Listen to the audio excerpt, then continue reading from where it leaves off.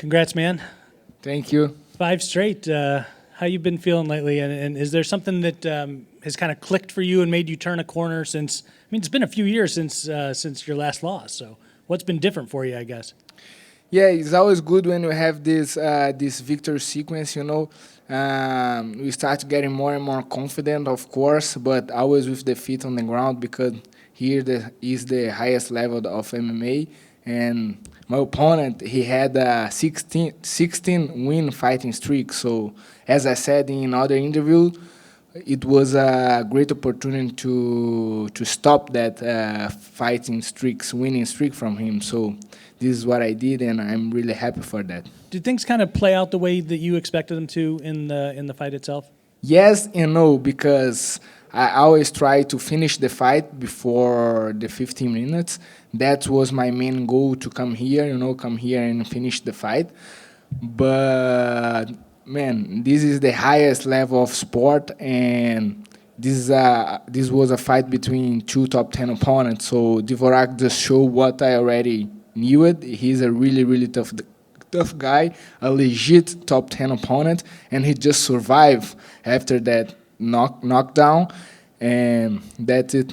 When you knocked him down, I was going to ask you, I mean, was there any temptation to not go to the ground with him and let him stand back up and see if you could finish him on the feet then? Actually, no, because in my mind, the round was finishing. So I thought maybe I had no time for let him stand up and chase him again, because if he stand up, he's an intelligent guy. He was not come to brawl. He probably, if I let him standing up, he would probably walking around and would be difficult to chase him. And my first idea is just go for it and try to finish him. I tried to take his back, but he's smart. He just gave him the guard, he pulled guard and start to defend himself. I tried to get some distance so I could use my ground and pound, but he covered well. He's really tough. The 3 wins that you have since you came back to the UFC, all fantastic names in the division. This is probably the biggest one yet. I know you wouldn't call anybody out specifically, in the cage.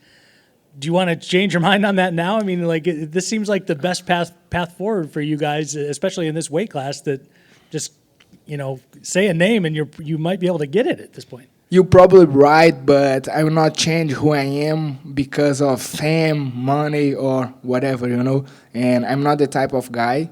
If have someone I really wanted to fight, I would call maybe the champion, but I know I will not have that shot. So any top 5 opponent, any opponent that will put me really close to the top of the mountain is what I'm ready for. And talking about great challenge, my history in UFC is like that since the beginning. My first UFC flyweight fight was against, back in the time, number 6 and former title contender John Moraga, and was only my first UFC fight. So that's it, man. I'm here. I'm ready to prove myself against the very best, and I think I've done this tonight again. Appreciate it, man. Thank you so much. Thank you.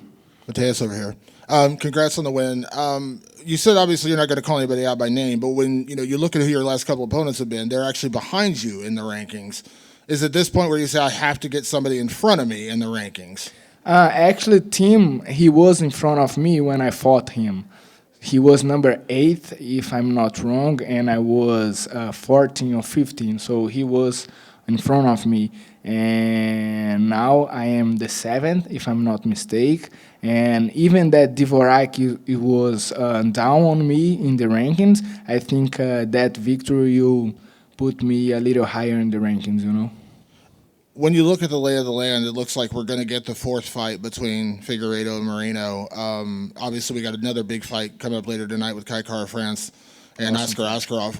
As a flyweight, is it the right move to do a 4th fight? Are you looking forward to a 4th fight between those two? I mean, I know you're not in title contention yet, but, it eventually could affect you. Yes. I don't know. I think the 4th fight is not really good. It's not great for the weight class. But the other thing is, at least they are fighting in a short time.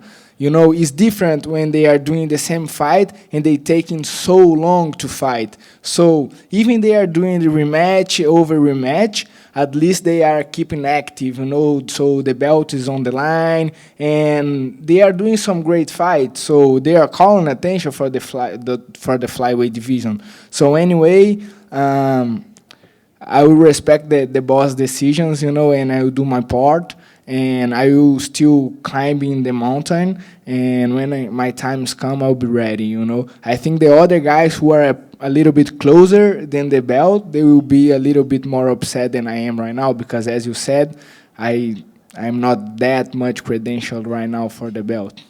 Last one, you know, without calling anyone out by name, do you get a little pickier with your opponents now, considering where you'll be at in the division in that top 5? Like, do you not want to see another, you know, number 10 ranked guy, number 11 ranked guy? Like, are you saying, like, listen, you know, because at this point you'd be maybe, what, 1, maybe 2 wins away from a title shot? Is that kind of what you're thinking? Yes, that's exactly what I think. I'm like pretty close to the title shot.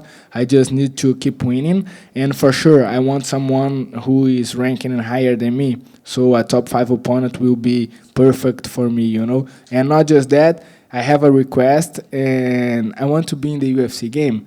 I'm run out of excuses for my godson, you know. He all the time, hey, when am I gonna play with you? And some guys who already beat her on the game, and I'm not in the game, so I don't know what to say to him anymore, you know. So I want a top 5 opponent, and I want my character in the game. I like it. Congrats. Thank you. Just one quick one. It seemed almost like when DC was asking you out there about your striking and how a lot of people just say you're this jiu-jitsu guy. Is that something that frustrates you, that people are still only putting you as a jiu-jitsu guy? And what do you think it's going to take? Do you need to get some knockout finishes or something? When will they, I guess, give you the credit for your hands? And does that frustrate you? My history against DC start after my fight against Capé. I think Capé was his training partner, you know, Sam Jim, a.k.a. And I think he was a little upset when I won. So a lot of respect for DC, you know. He's a champ, a double champ. He's a legend of the sport. I admire him so much as a fighter, and I look to him to be just like him, you know, not as a fighter, but as a human being. He's a coach, great commentator.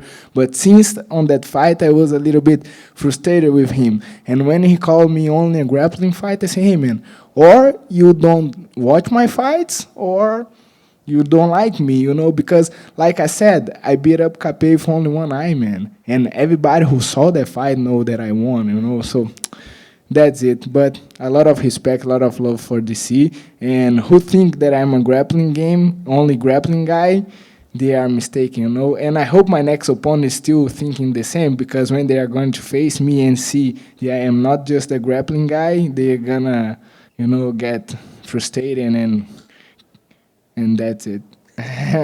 Congrats on the victory. Thank you, sir.